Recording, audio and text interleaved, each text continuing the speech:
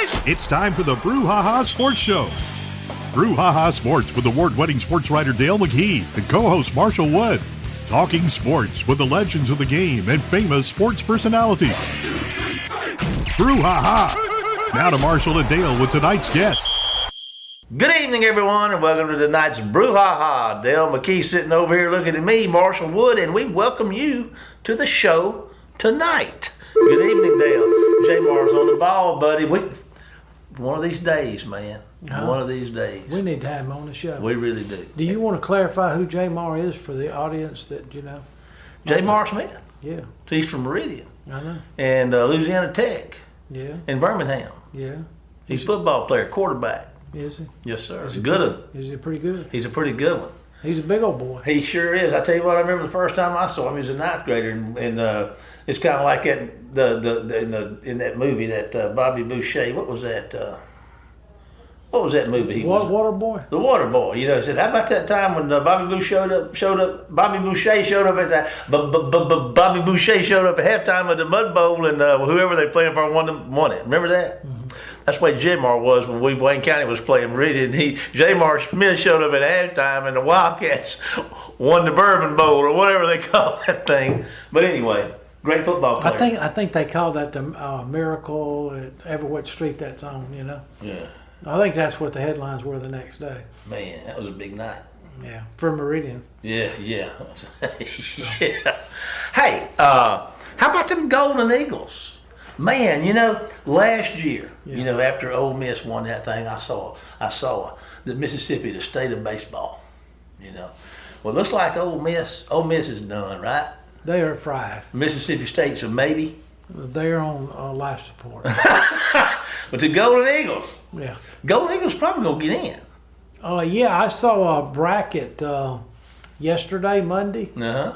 That said that they would be the right now somebody was projecting them to be the number 2 team in the Nashville region with Vanderbilt.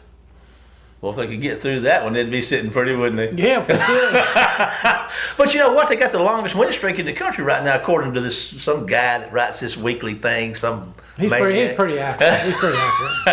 I know him. Yeah, you know, he's got the longest win streak in the nation. That's exciting. But you know, how cool would it be? I mean, how could it? Could it happen? Would that not be crazy?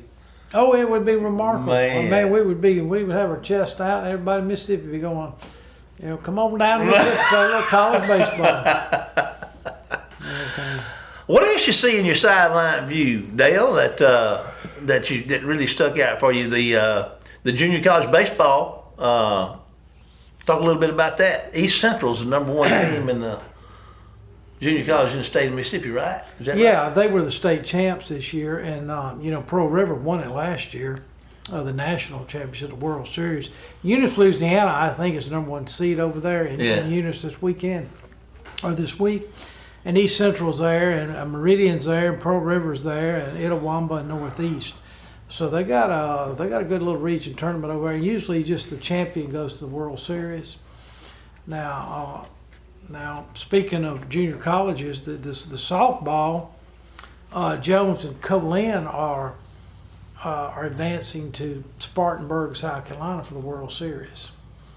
And so 2 Mississippi teams. 2 Mississippi are going to South Carolina. Yeah. It'd be a little more convenient if they could have played it here. Well, they did play the region thing here, Yeah. but it would be for us, but sure. But these little cities like that, they really, they just open their pocketbooks and invite them in, and they come. Are you going to represent the Brouhaha? Are you going to go? If you'll pay my way, I'd be glad to go. What's it going to cost me? I would say no less than $500.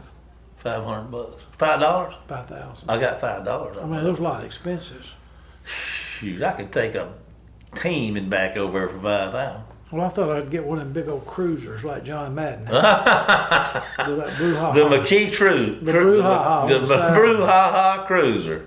With our picture on it. That'd draw a crowd, wouldn't it? Well, it sure would. Be throwing rotten tomatoes and lettuce balls and everything else. Birds would be coming from all over. All righty. Well, I'll tell you what. What you got for us tonight in terms of guests there, Mr. McKee? We got William Carey baseball coach Bobby Halford. Man, can them guys play ball or what? They can. Man, they're what, 44-9 or something like that? Yeah. That's pretty good. That's They good. went. I'm just telling you, this guy's going to be interesting.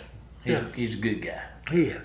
And they've got it going on. I'll tell you what, let's do. Let's not waste any more time. We got such an outstanding guest as always, thanks to you, Mr. McKee. So we're going to take a break here from our sponsor, and then we're going to be back with tonight's guest right after the break. See you then, folks.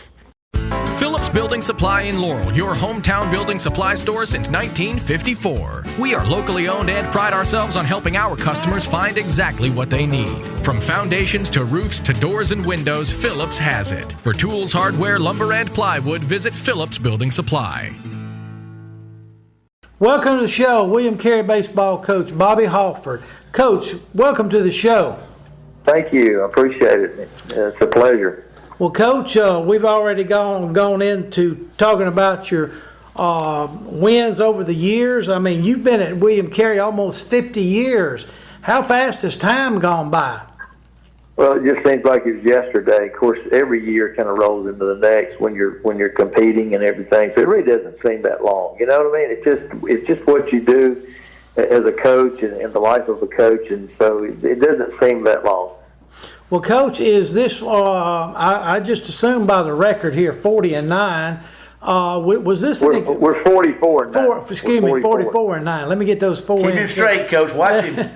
But anyway, you've been there since '86 as the head coach, but you've been at that school like when you were a player, basketball and baseball player back in the early '70s.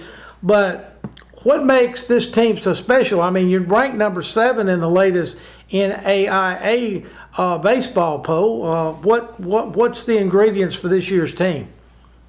Well, we have some guys that have played together for 3 to 4 years. We also have some guys that this is one of the best offensive teams that we've had in a long time, and so we score runs and they're in record-setting numbers. So we have like 6 or 7 different team records that we've broken this year, and so.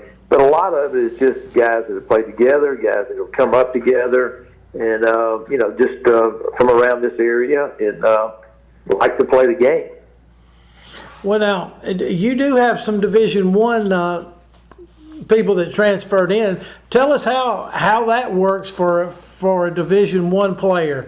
As far as are they? Do you have some kind of a portal for them or a transfer portal? No, I think what you find out at the NAIA level that a lot of the higher ranked teams, the teams that are really good, have a strong nucleus of Division I players. And so this year, I would say, just from our team, we have Bobby Leday. He's from ULL in Lafayette. We found him because he played this summer with 3 of our players. They won the Texas-Louisiana Collegiate Wood Bat League, and he played shortstop for them. And he graduated this summer, and then was going to be a graduate student. And so got a call from a guy that used to play for me that's coaching at ULL, Seth Thibodeau, and said, "Hey, this guy's available, and he'd be a great fit for you guys." And so we were able to get him, and so that's kind of how it works. It's word of mouth, and a lot of the like I said, the top NAIA schools are loaded with those type players, and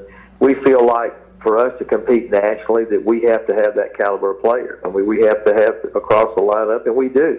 And even the kids that we brought in as a freshman and that type of thing that have developed, they could play for a lot of people. I mean, that we have a team right now that if you looked at our starting lineup, you'd have about 6 or 7, maybe 8 guys. Or, maybe the whole lineup itself could play at the next level. So it's not that big of a deal. I think it's kind of overblown. When people call me and say, well, he's a D1 player, he's an NAIA player. I don't look at that. I look at a baseball player. I think that baseball transcends, those different levels, because you look at the big leagues, those guys are from everywhere. Huh. And, if you can play baseball, if you can throw 90 miles an hour, 95, whatever, I don't care what level you're playing at, or if you're a hitter and you can swing the bat, or if you're a great runner. We have guys in our outfield right now running 6'3", 60, 6'4", 60. Well, that's big time sprinter speed, and that's what you find in the major leagues in center field most of the time. So I'm not into all that. I'm into what their tools are. Doesn't matter where they are. You see it in high school all the time where 2A, 3A school, it's just as good as a 6A. So I kind of rail against that a lot of times. Coach, this is Marshall. In your process of finding players do you have a pattern or a formula that you employ from a timeline to things that you're looking for? How do you find these guys?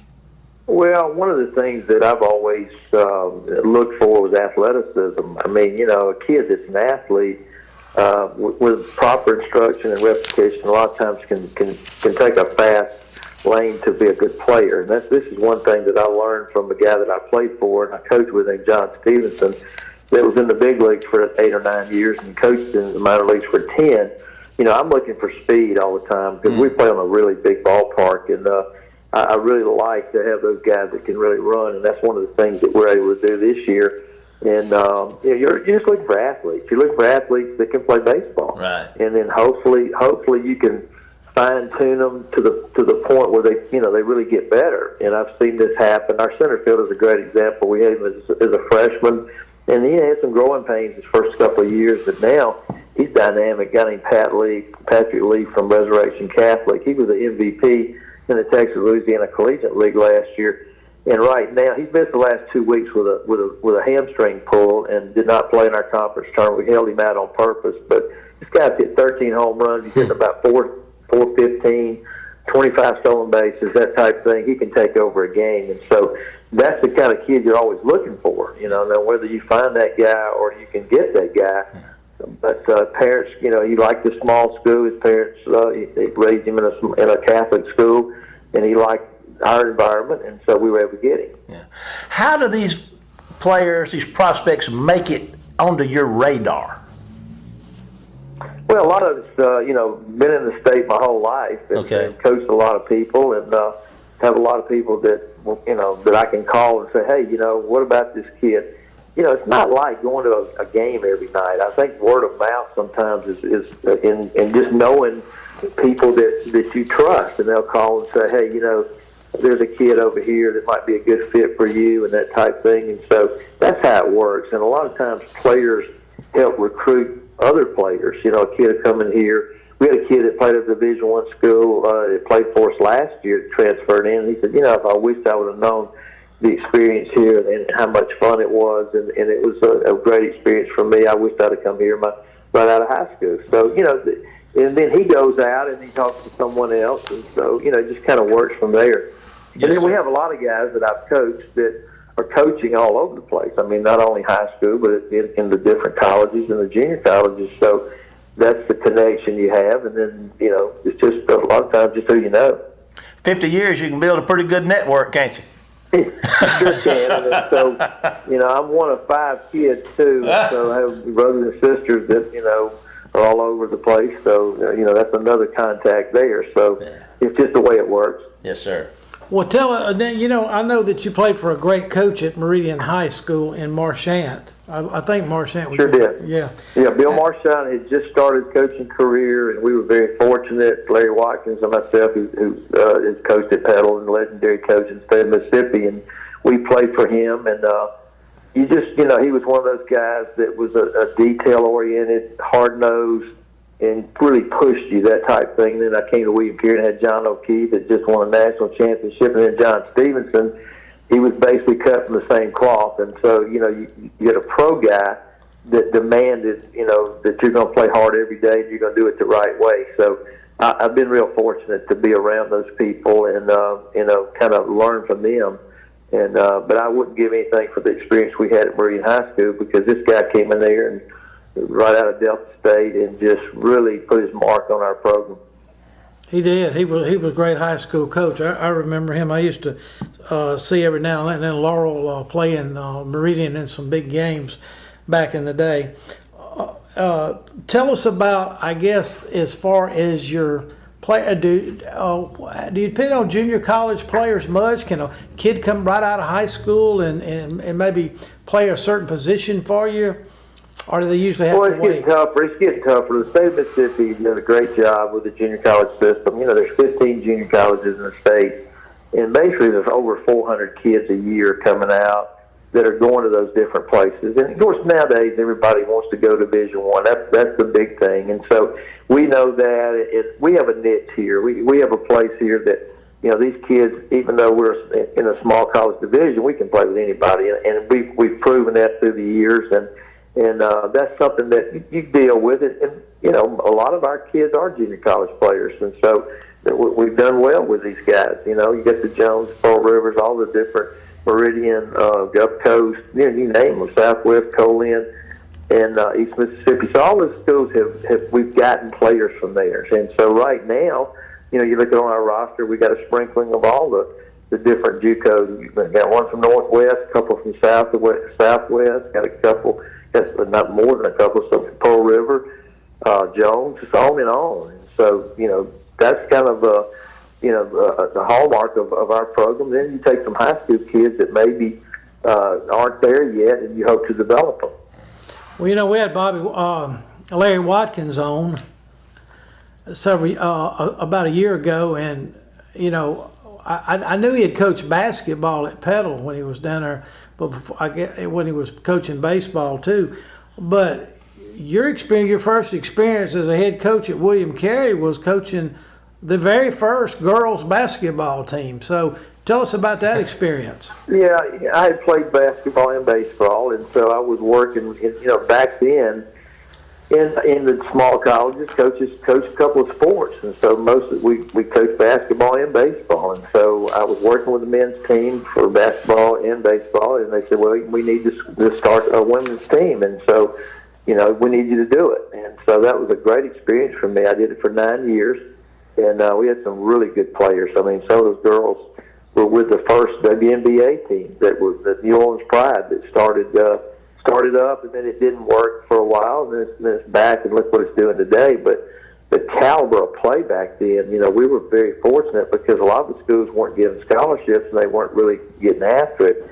And I had some girls today that it'd be very difficult to recruit because you'd have everybody in the country after them. So that was a fun time. We went to a national tournament and won some big games and beat some you know, big schools along the way. And so that kind of got my feet wet in that. But you know, of course, your love's always been baseball because that's what we do down here. And you know, William Carey's always had that reputation.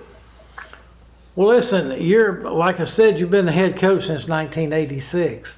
So I'm sure people probably ask you, Coach, how long are you going to keep coaching? Does that even thing. I mean, you know, I take it 1 year at a time, and then I just enjoy what I'm doing. I feel, you know, good Lord has given me the ability and the opportunity here. And being in a Baptist school has been very important for me because I believe in the mission of the college and the mission of the university. Now, not the college, but and it's so important. It's not just a job; it's a lifestyle, and so that's why I do what I do. And I take it 1 year at a time. And I've really enjoyed this year. And I have three really good assistants, and they do a great job. And Ben Smith, who's been with me for 16 years, and Eric Eber's been with me for 4.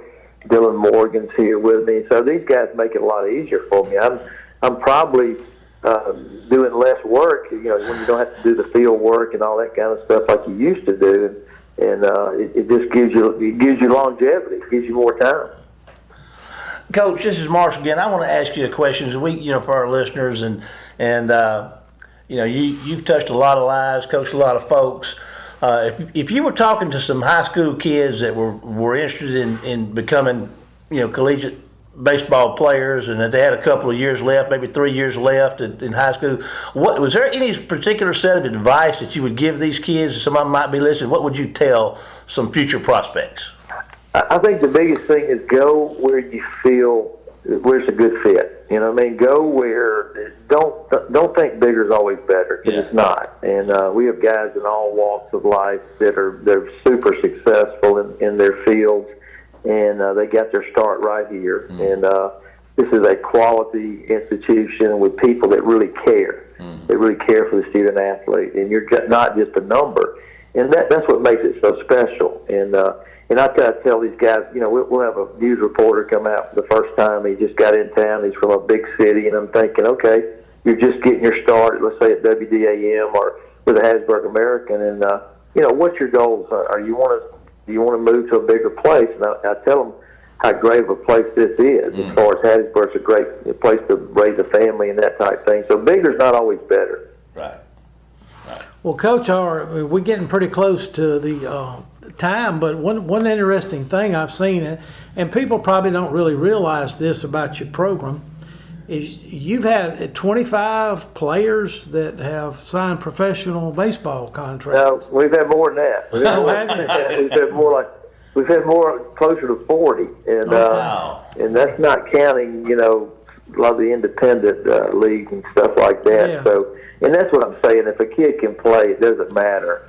Talent is talent, and it doesn't matter what level you're playing at, and that's kind of the thing that we're proud of. And we're also proud of the years of playing a lot of the larger schools and actually beating those teams, and not just play them just to be playing them. And so that's kind of something we're proud of, and something that that we talk about a lot of times. Like it doesn't matter where you are; it matters how you play. Yeah. Coach, I hate to say this. We're about out of time, but I want to salute you. Let's see if I can say this, what I'm thinking. You and your program and your kids are a major jewel in the crown of Mississippi sports. And we appreciate that. You're very gracious in that, and I appreciate the opportunity. And I just feel blessed. And like I said, I came from a little small church in Meridian that had people down here that were connected, and that's kind of how I'm here. Yeah. And, I just feel like this was my calling, and this is what I'm doing. You're doing it well. Coach, thank you so much for being with us. We got to take a break right now and get ready to our final segment. Dale and I'll be back after this word from our sponsors, and we'll see you after the break. Phillips Building Supply in Laurel, your hometown building supply store since 1954. We are locally owned and pride ourselves on helping our customers find exactly what they need. From foundations to roofs to doors and windows, Phillips has it. For tools, hardware, lumber, and plywood, visit Phillips Building Supply. Welcome back, everybody, and as always, Dale, a lot of fun with our visitor tonight. Anything you want to say about our guest, about William Carey, or anything to wrap us up so we can move on here into our final segment? Their tournament's this week down in Hattiesburg, and so we're wishing them luck, because we sure want them to go back to the World Series. Yeah. They got to go all the way to Idaho or somewhere like that. Idaho. That's where the potatoes come from, man. I believe it is. I believe it is. I'm pro potato now. I'll just go ahead and tell you that. I'm all over. I do. The second round of we'll move on here. The 2003 NBA playoffs is complete, and so we're looking. I guess we're moving into the conference finals now. Is that the way that works, Dale? Are you familiar with that? Well, maybe a little bit. I think they have an Eastern and a Western, and the Eastern is going to be Miami, who was they had to play a game to get in the playoffs. Yeah, they had 2 play-in games. Yeah. Is that new? Is that a new thing? Well, I think they're just trying to make it more interesting. And so they're going to play the Celtics, and then Denver is going to, they demolished poor Phoenix, and I thought Phoenix had a chance. They have that Devin Booker from Moss Point that can light up the gym. But they lost to Denver, and the Lakers beat the Warriors, and the Curry and his bunch. So it'd be nice to see another Lakers Boston. Oh man! Huh? Oh, that's old school, baby. Yes, sir. Baby. They used to have some wars, Yes, boys. Sir. Some wars. I remember the Celtics used to turn off that air conditioner up there in the Boston Garden. No, Pat Riley, he'd be in that suit sweating. What was it called? Vitalis of D07? Yeah. It was just dripping off of him. Boy, most of those basketball coaches, NBA coaches, they dress to the nines. Don't they look sharp, son? Yeah, they're like a Steve Jobs, Man. CEO. What's wrong with these people? Anyway. Let's see here. I have a little. We're gonna fly by the cuff here a little bit. Weirdest sports rules professional athletes have to follow. NBA has a strict dress code. I don't know if you knew that or not. Sometimes it looks more like Paris Fashion Week when NBA players enter the locker room in a pregame gathering. The NBA has a strict dress code which applies to players before games, during post-game interviews, and all benched players. Passed in 2005 by Commissioner David Stern. The code requires players to adhere to business casual. I'm looking at you, Dale. I don't know if you qualify or not. If you were an NBA player, I don't know if you could. I know I couldn't. I got the casual part down to a T. Well, I'm not even 6 foot, so I know I don't qualify. Spud Webb wasn't 6 feet. You could be the next Spud Webb. But I did see something. They had a picture of the Lakers star player, the James, and he was coming down, I guess, from going to the locker room or something, and he was coming into the locker room from outside, and they said his outfit cost $45,000. Hush your mouth. $45,000. Man, we must have got that at Walter Salvage or somewhere. I don't know. Remember Walter Salvage? I do remember Walter. Are they still open? I don't have any idea. We need to contact them. You heard it here first, folks. Walter Salvage. Here's a rule for you, Dale. You need to know this, and I want to just go ahead and expand this to say this rule says you can't twerk after an NFL touchdown. Now, I don't even know, not quite sure what twerking is, but it's kind of like, I think something like Jerry Lee Lewis sang a song back years ago, a whole lot of shaking going on. I think it's something like that. But you can't do that after scoring a touchdown. The NFL is very specific when it comes post-touchdown celebrations. They even have their own set of guidelines devoted to it, which prohibits players from twerking after a big score. How do you feel about limiting what players can or can't do after scoring? Well, I think there's a limit on what you should do and what you can't do, as long as you don't, offend a lot of people. You know what I'm saying? Yeah. But I think that you don't want to take the fun out of the game. They used to say the National Football League was the no fun league. Yeah. Yeah, I remember that. And so that's kind of the joy of it. Especially when you're playing at home, you can, get the crowd going. Yeah. Things like that. Of course, then the old school players, they said go give the ball to the referee because act like you've been there before. Yeah. And so. Who's the first celebrator or the first NFL player that you saw that can remember seeing celebrate in the end zone? It's clear, vivid as a picture to me. I know mine. Billy White Johnson. That's the guy. Johnson. Billy White Shoes Johnson. Yeah. I got me a pair of white football shoes one time. I played center, but I got me some white shoes so I could be like. I want to be like Billy White Shoes. Okay. I wasn't quite that fast. Okay. But man, he could break it down, and I can do the dance. I used to could. I probably can't do it anymore. Can you do it? No. Oh. I may could have done it when he was doing it, but I can't do it now. Yeah. Did you ever try? What about the shuffle up in Cincinnati that time? What was that? Super Bowl. Well, that was. I remember that guy. What was that guy? 32, big running back. Yeah. What was his name? I don't know, Nick. He wasn't the Woods, was he?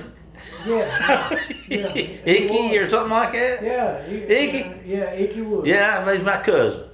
Yeah, he could shuffle. He could shuffle. Yeah. I like Joe Horn when we scored that touchdown. I was at that game in New Orleans when he scored that touchdown and went up there to that phone into the padding around the goalpost, reached there and pulled the phone out and made a call. That was a pretty famous one. I remember that when I saw that one. Here's a rule: be careful when spiking the ball. According to the aforementioned NFL celebration rules, you should spike the ball with caution. If a spiked ball appears to be directed at an opposing player, it could be grounds for a yellow card and a hefty fine, as Patriots player Rob Gronkowski found out in 2011. Now, I want to talk about this yellow card business. Now, we talk about the NFL here, but now, I have never seen any cards. Am I missing something? Now, in soccer, they'll hand you a card that's got a color. I've never noticed that. Have you ever seen that in football? No, I haven't. You think this Arthur here is nuts? They don't know what he's talking about? Is that what you think? Is that what you're saying, Dale? You say this guy's an idiot? Is that what you're saying? He might have been the difference between football and soccer. I don't have any idea. He just wanted to write a column and make about $25. Here's one. Well, let me tell you about. Come on. Just sports here. Just sports. What about crazy laws? Crazy laws? Yeah. Well, you remember when we used to have the Sunday blue laws and things like that? With Texas, and I think it's still on the books, I've been told this, that if you bring a horse to town, Yeah. you got to tie it up. And if you don't, you can be fined still to this day. I think that's a great rule. And everything. So, You want a horse walking around downtown. well, dragging his they reins. used to do it because, back in the old West, they'd go into bars, and they just jump off their horse and run in the bar because they hadn't, been in a bar in a week, Because people do that with cars now. They just drive up and jump out of the car and run in, right? I guess so. But anyway. Here's one for you. Let's talk about cheerleaders a little bit. Oh, I bet you didn't know this. NFL. Cheerleaders should be prepared for weigh-ins. The cheerleaders for NFL are some of the most elite in their sport, and as a result have to follow a lot of rules. One of the strictest we've heard is they're subjected to weigh-ins before competition, according to former cheerleaders. So they have to what do they have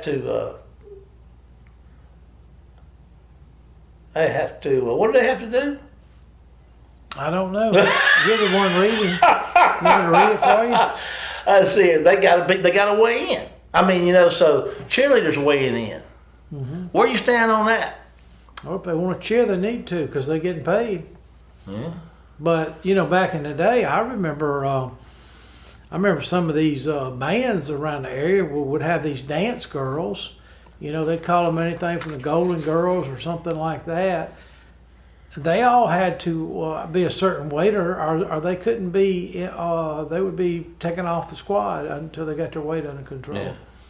And everything. In the military, that's why if you go to a Marine base or an Army base and you see guys running all the time, they got to be a certain weight by a certain time. Oh yeah. Oh yeah. Oh yeah. They don't.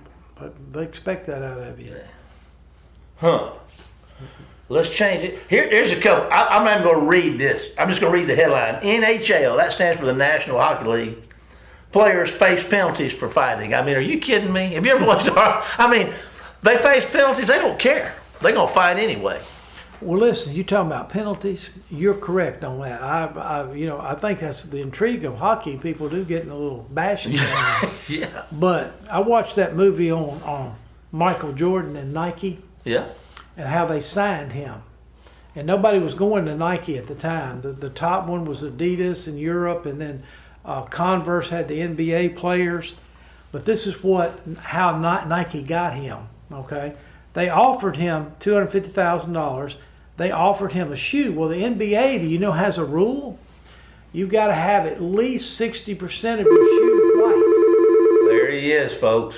Hold on, He wants on his show. I know. We're going to get him, too. So you got to have 60% of your shoe white. Now, this movie was made when Michael Jordan was coming out of North Carolina in the early 80s. So Nike did this. They wanted Michael Jordan so bad that they invented a shoe for him that nobody else. I mean, Larry Bird and them were wearing Converse and everything like that, but it wasn't their shoe. It was just a Converse shoe. Yeah. I wear Converse. Well, they created a shoe for Michael Jordan, and it was like about 80% red, matching the Bulls. I remember the shirt. Yeah. And they said, and they looked at it and they said, well, you can't have this. The NBA's going to fine him for every game, $5,000 he plays. Nike said, we'll pay the fine. I bet. All right, so Nike was expecting $3 million the first year in sales, okay, from Michael Jordan. To get into the basketball business, they'd never been in it. They were just into like running and stuff like that. They made $163 million off of Michael the first year. That ain't bad. And they paid the fine. Every game. I was going to say, if I'd been Michael, I'd have paid the fine because, he's getting money for those shoes, too. Yeah, but that's really cool. But he was also the first NBA player to ever get a share of each shoe. That was in his contract. That's how bad Nike wanted it. Let's it worked. Now they're a household name. Yes, sir. He made them that way. And Converse, they bought Converse a few years later. Well, look, Dale, I hate to, you're on a roll. You're coming up with some great stuff, but we're out of time. Really? Yeah. You reckon we need to sign off? Did you like the one about the horse has to be tied up? Was that the best? I did. But now here, I got to do this. We're going to go long, but here we go anyway. This is what I don't get. Boxers must shake hands with their opponent. Although boxing may seem to be archaic in nature, sportsmanship is encouraged, as opponents are required to shake hands with one another before the match and again before the final round. So do you take? That's my problem with that. They're not shaking hands. They got them big old gloves on. Thing and get them. That's ridiculous. I've never seen that. Well, it's a rule. I don't think Muhammad Ali, as much as I watched him back in the day, I don't remember him doing that. Well, I can't. I'm just telling you what the rules are. I ain't telling you who abides by them, who breaks them. Maybe he's paying $5,000 a fight for not shaking hands. You think so? Maybe Nike, they pay that for Muhammad Ali. But anywho. Well, I would have walked up to Ali and I said, hey, listen. You want me to punch you in the face right now? Don't hit me very hard, would you please? I'll shake your hand if you do that. Dale, I've always enjoyed our time here on the Brouhaha. It's about to come to an end. We want to remind our listeners that they can follow us on Facebook at, you guessed it, the Brouhaha. But all of our shows are archived on our, what do you call it there, the YouTube channel. Yeah, YouTube. I've heard of that. And it's the Brouhaha. So we got all our shows archived there, so you can go back and catch up with them, because we've had some really good ones, some classics, as you might have mentioned a little earlier and before we went live. But anyway, we may have some classic playbacks at some time. But for now, it's time to say goodbye, Dale. Goodbye, Dale. And we'll see you next week for more of the Brouhaha. Get us on out of here, Jamie. You've been listening to the Brouhaha with Dale McKee and Marshall Wood. Heard Tuesday evening, 6 p.m. on WABO. For more of the Brouhaha, follow us during the week on Facebook and WABO.